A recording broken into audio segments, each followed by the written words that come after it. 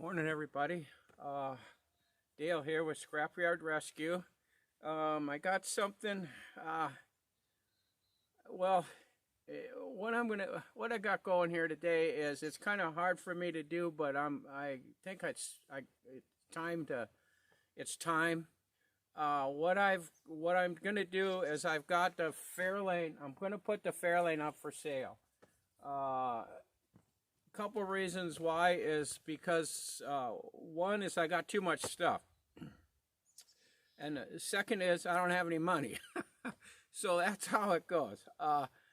I've got Fairlane number 2 that I'm working on that I need. I need the money to finance building that car.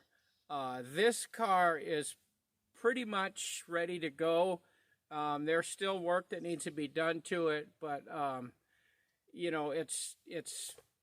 well, I'll go through it. I'll explain the whole thing, and I'm gonna do a walk around on it and all that kind of stuff, and those kind of things. So now be sure on this video, watch it to the end so you get the whole picture. Unless you're not interested in the car, then fine. But that's what I'll do. I'll go ahead and we'll do a walk around, and I'll kind of narrate that as we're going, and then we'll just kind of see what happens after that. So let's get going on that.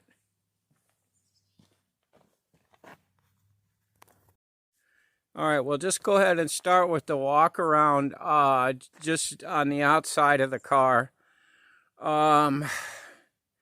Yeah, like I said, I guess anybody that's watching this knows what it is. It's a 65 Ford Fairlane 500. I spent the past probably, I don't know, at least 2 years and better, bringing this car back to life. I found it in a local closed down wrecking yard, several years ago. So this is, let's go do the outside first. You can see I've got the wheels on it are black smoothies, brand new tires. They probably got maybe, I don't think I've driven this thing a couple 100 miles yet, but, just running it around. So let's just go ahead and walk around it. Okay, it does have some cracks in the windshield. I don't know if you can see them on the camera or not, but on the passenger side here, it's cracked. Driver's side is pretty good, so it doesn't affect the, your vision when you're driving it. It's all pretty good. I painted it myself. The paint's not bad, but I'm by no means a professional painter, and I'm not a body guy at all. I don't do body work. I just don't seem to have the flair for doing body work, so I don't even try. So there are some spots that aren't quite good. All the rest of the glass on the car is perfect. Here's one of the spots right down there. Sure, I'm standing with the shadow on it, so let me move. See if you can see it. Okay, you could see there's some dings around there. But those should be an easy fix. There's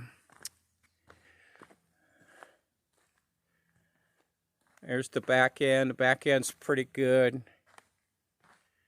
You can see right there on the left side of the lock, there's a little ding. The rear bumper's pretty straight.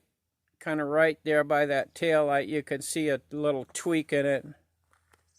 Over here, we've got another crease. This should be able to be fixed probably pretty easy. Shot of this side. Everything works pretty good on it. There's little things. This corner of the front fender, you can see is banged in there at the bottom. That should be an easy fix. And then that little crack in the fender, for a guy that knows what he's doing with it, that could be welded up, ground down, smoothed out, nice. The front end's in pretty good shape. The bumper's pretty straight. It looks right, kind of right there, just up above the license plate thing. There's a little ding in it. And then it looks like above that too. That's probably from the ding. Looks like they hit something. The two front fender finishers, they're cracked and kind of dinged, but they're not broken off. And there's a pretty good shot of it. Those windshield wipers you see on there are ones I just bought at like Walmart, which didn't fit, and you can see on the passenger one flew off. So I do have the chrome, the actual original ones sitting in the shop there. You'd have to just you can't get the inserts for them anymore, so you have to buy the whole thing. But Autocrafter sells them. You know, you just pop the original type right back on it. But that's kind of the outside of it. So I'm going to go ahead and get all the doors open, pop the hood, pop the trunk, and do all that, and I'll just kind of walk through that too. Okay, well, let's go ahead and start here in the front. Okay, it's got the regular stock 289 V8 in it. The heads have been redone.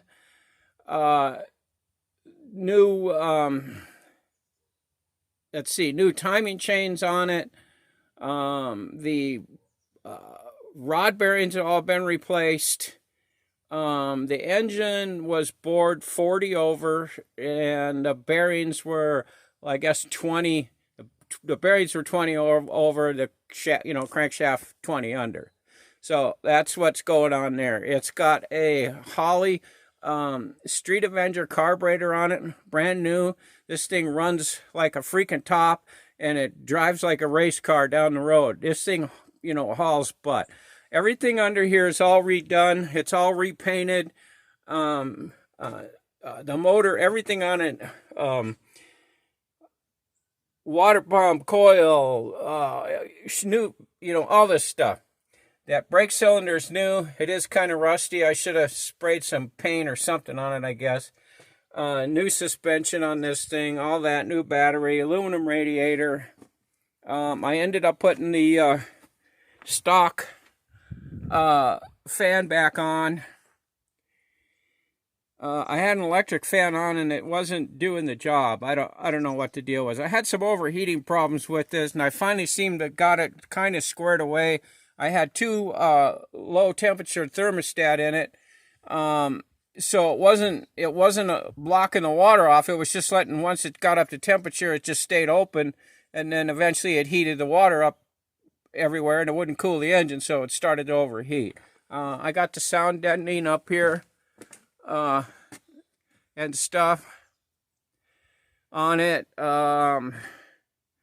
I guess that's about it up here. You can see everything's there. So let's get over here, driver's side. I redid all the interior on this. I repainted everything. I reupholstered it. I did this myself, and it looks nice. I like it. Turned out pretty good. The dash, this car had a padded dash, but it was completely junk, so I just ripped it off. And when I ripped it off, I thought, hey, this is pretty nice. So I just sanded it down and repainted it. And so that's why it has the padded dash trim. But I left it on there because it looks good. Everything in here has been redone, repainted, cleaned up. I have water temperature gauge, oil pressure gauge down there, so they're disconnected up here. I have the sound deadening on the floor. That's all down. It does need carpet still. The seat upholstery, of course, is not good, but it's not bad. But you wouldn't be able to drive it without the seat covers on. The driver's side here is messed up. The back seat's in better shape, but the seats need to be reupholstered, which is expensive, so that's why they're not. Go to the back here. Same thing with these doors. I don't know. I just noticed. I don't know why I don't have the door handle on there. I know I got it, but same thing. I'll show you the seat. You can see it's here, but it's, you know, it ain't good. It needs to be done. This is fabric, which is why it's, if this was vinyl, it would be okay. All the vinyl on this seat's great. It's just this fabric that sucks. But headliner's not bad. I mean, it can stay like this for a while until a guy decides he wants to pull the windows out and do the headliner stuff. It's got a little hole over there and a little hole right up here. Well, I think there's one above that visor over there too, but it's all good. Let's get around here to the trunk. The trunk's all been, it's kind of dirty right now because it's really, the road here, out here, they're dirt roads, so the dust is just horrible on them in the summer. So that's why it's pretty dirty. It needs to be vacuumed out good, and I don't have the trunk mat in here yet. You know, that's just something I haven't really got around to yet. So it does have the new trunk seal, and the trunk's all been repainted and cleaned up. All the lights work. Passenger side door. You can see the armrest is missing, but I got more of them in the more of them inside. The armrests aren't, you know, they're not perfect. Actually, the driver's side one and over there, and then that passenger side one, those are both good. It has brand new dual exhaust on it. You can see that. Sounds really cool. There's a little ding here, you know, that probably needs to be fixed. But like I said, I'm just not a body guy. Everything, there's no rust on this car. This car sat for the last license plate on this thing was 1988 when it was off the road. It's been sitting out in the field with no wheels on it, flat on the ground for, what, 30 years, and it doesn't have any rust on it anywhere. Nothing was rusted through. So it's a rust-free car. Dang it, I just thought of something I was going to say, and now I forgot. Well, I don't know. I guess that's about it. Oh, I know what I was going to tell you. It doesn't have carpet. You saw that. So here's the deal with it. My asking price on this car, as it sits right here, is $5,500. If I do any more work to it as I'm going along, and if it doesn't sell right away or whatever, the more I do to it, the price is going to go up. Carpet is about $250 for the carpet set for it. So if I get the carpet, which would be the next thing I would do is put the carpet in, you know, the price is going to go up $250. It doesn't have door seals on it right now. It needs door seals. You can't buy the pre-made door seals for the 4-door 65s. You can get them for the 2-doors, but they don't make them. But what they do have, you can get it from Steel Rubber or Auto Crafters. You can get the correct profile of the old seal. They have it. You just buy it in bulk, and then you have to fit them yourself. Or you can get the peel and stick 3M stuff. And I got a whole bunch of that samples from Steel Rubber products, and there are a couple of them that fit just perfect. They fit right in, the peel and stick fits right in this groove. And so, you know, you'd have to fit them, but it ain't cheap. It's like $8-9 a foot for it. So I figured a rough estimate on each one of the doors would be about $100 a door to put the seals on them. So there again, if I go ahead and put seals on it, the price goes up that $400. The trunk, like I said, is good. The hood's good. Everything. So that's the deal with that. So anyway, I do have the original kick panels down there. They're not in real good shape. They're still in one piece, but they got some cracks in them. Those you can buy. You can buy new. Autocrafters carries them. You can get new ones and pop them right in. But I don't know. That's about it, guys, with this thing. So, like I said, I'm asking $55. This car does run and drive. It has all new suspension. It has all new brakes. It has, and I mean, everything's new. Drums, the whole 9 yards on it. Brand new exhaust all the way back. New suspension, shocks, bushings. Oh, all the suspension stuff and steering in the front's all been replaced. All new ball joints and all new shocks. You name it. It's all there.